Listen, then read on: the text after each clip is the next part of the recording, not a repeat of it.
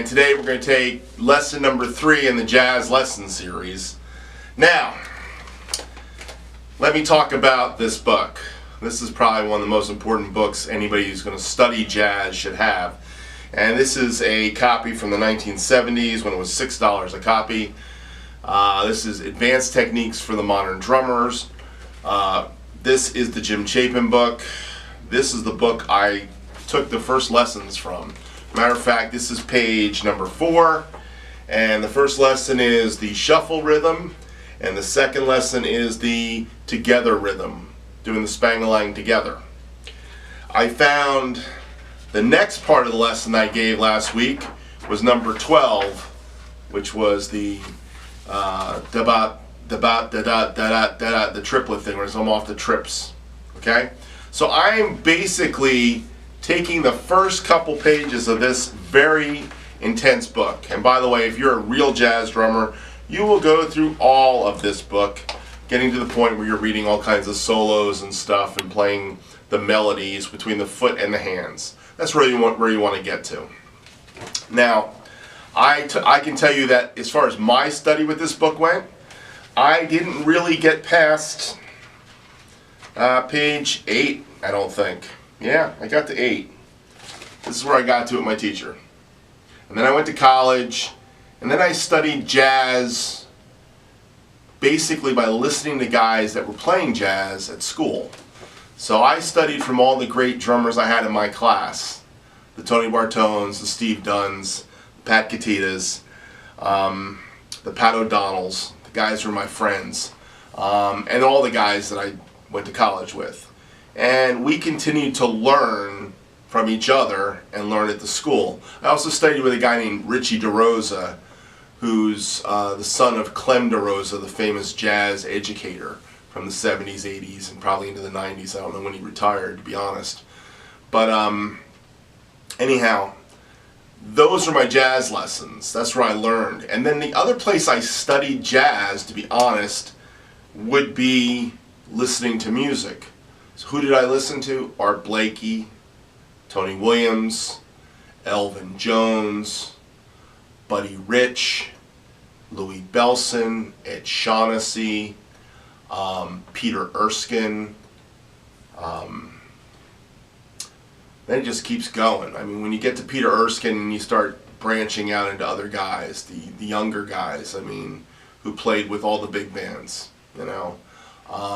Then you start going backwards. You start going to guys like Davy Tuff and Sid Catlett and Joe Jones and Philly Joe Jones. And of course you miss guys like Roy Haynes and Max Roach. There's so many guys to listen to and have studied. And I would say that my jazz playing style is more of a traditional Spang-a-lang drummer style than the guys that are really outside, but every once in a while I'll play something I probably stole from Tony Williams, hearing some guy trying to do Tony Williams licks. Okay, but I don't do Tony Williams licks because Tony thought way out there. Elvin was way out there when you listen to what some of the stuff he was doing. But in actuality, it's all something you could hear if you just keep listening. So my greatest jazz teacher was listening. Okay. Study with books is important, and this is a great book. This is probably one of the great books. There's another book by a guy named Jim Blakely. I actually have a copy of the Jim Blakely book. A good friend of mine, a good jazz drummer friend of mine, Alan Levine, gave me the book. And it breaks it down very similar to Jim Chapin's book, where you actually see the hands together. That's one of the interesting things about this book, is if you look at it, it's written in such a way that, and I'm going to probably have to do some of this, take some snapshots of the pages, but you see the Spang-a-lang and then you see the notes lining up with the Spang-a-lang, so you get the feel for where it is. And it writes it in 16th, dotted 8/16ths, and then it eventually gets into triplets.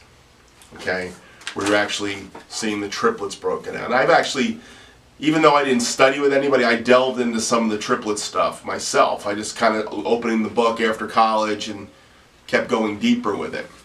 But the majority of what I play in jazz comes from the first couple pages of this book. Really pages 4, 5, 6, 7.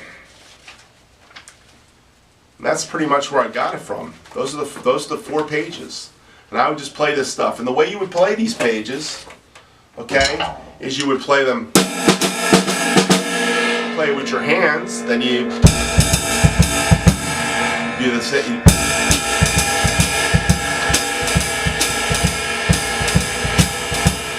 You play the same rhythms with your feet, and then you play. You might throw them together.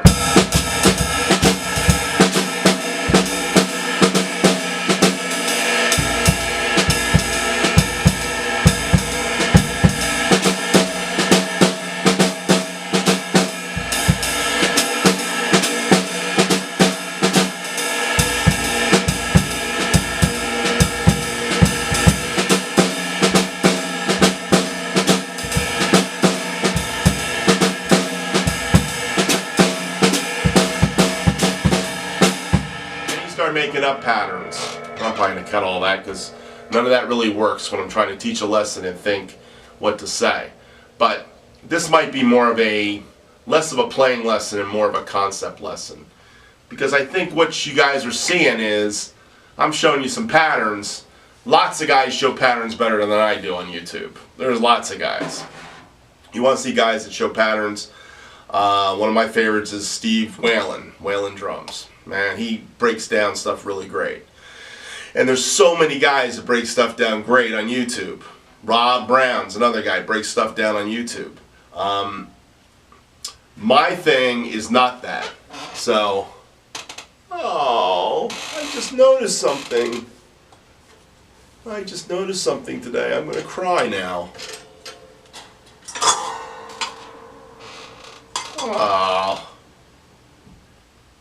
My splash of 30-something years today, it's got crack in it. It's truly now a stacker. Oh. My wife bought me this for Christmas in like 1985, I think. Wow. Anyhow, that's what happens when you use it as something you probably shouldn't be doing with it. Stacking them like this. But don't worry, I have another splash symbol. Trust me, I do.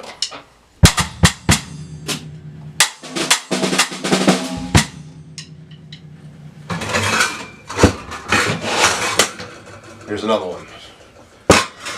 Anyhow. Now that I know that my splash symbol's got a crack in it. This jazz lesson's about how do we want to go further. So if we want to go further, we've got to listen a lot more. And you got to listen to the great drummers. So my assignment to you this week would be to continue to work on doing those patterns with the feathering the bass drum.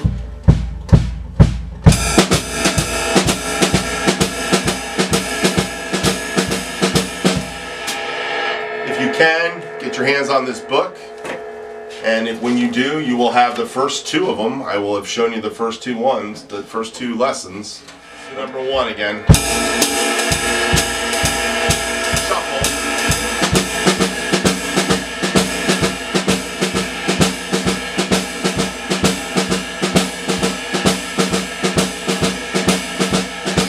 That's number 1. Number 2 is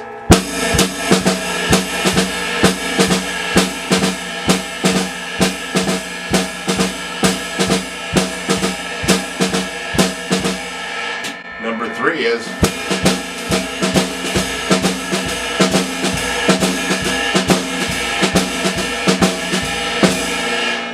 Number 4 is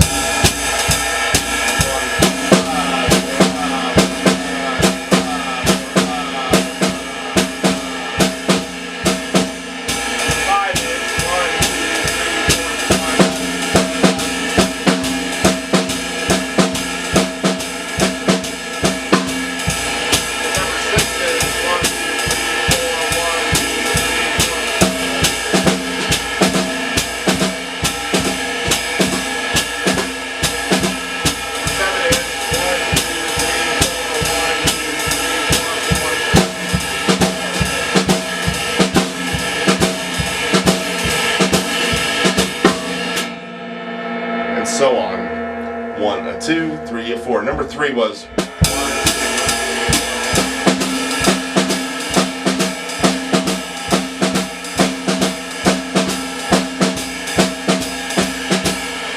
You gotta get it against it.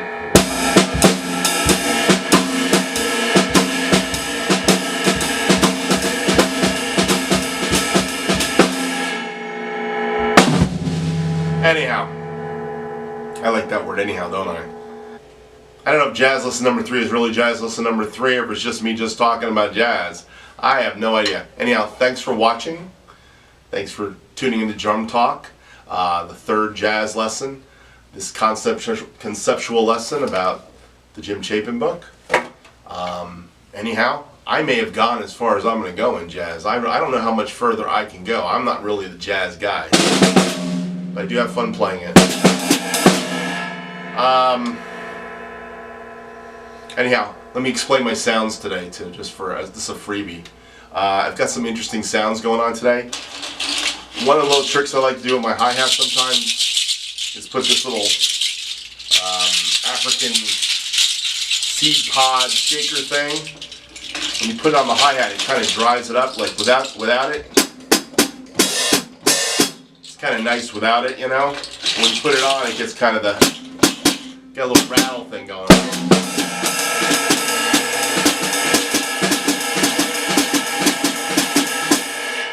By the way, when I do that kind of thing I'm doing on the hi-hat right there, what I'm trying to do is like little patterns off of the Chapin book.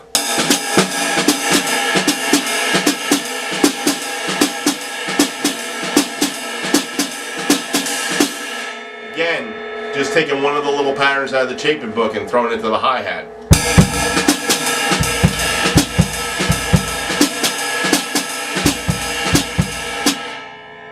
There's another game that Peter Erskine plays where he kind of plays this game with doing this thing with your hand. And what you do is you throw in a comp with one hand, and then you throw a comp with your foot, and then you throw a comp with your hand. You're only allowed to use one note. And eventually it gets it to you where you're doing 2 notes with each hand and then your feet. Now, by the way, I stink at this game, but every once in a while I try to play it. I remember watching him on a Vic Firth lesson.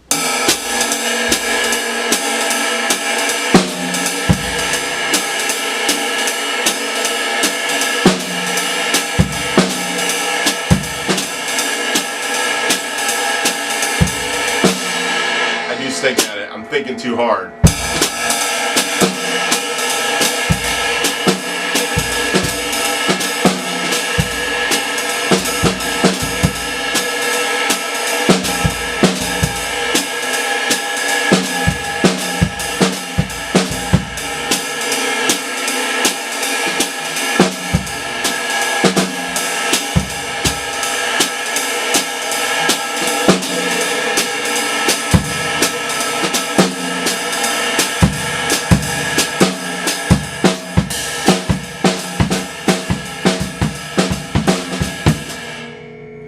Anyhow, just a little game I'm playing with myself.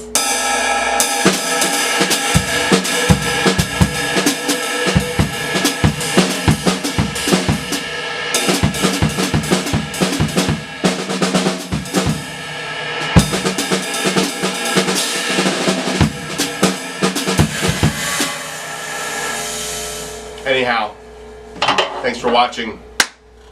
Hope to see you back soon someday. Bye.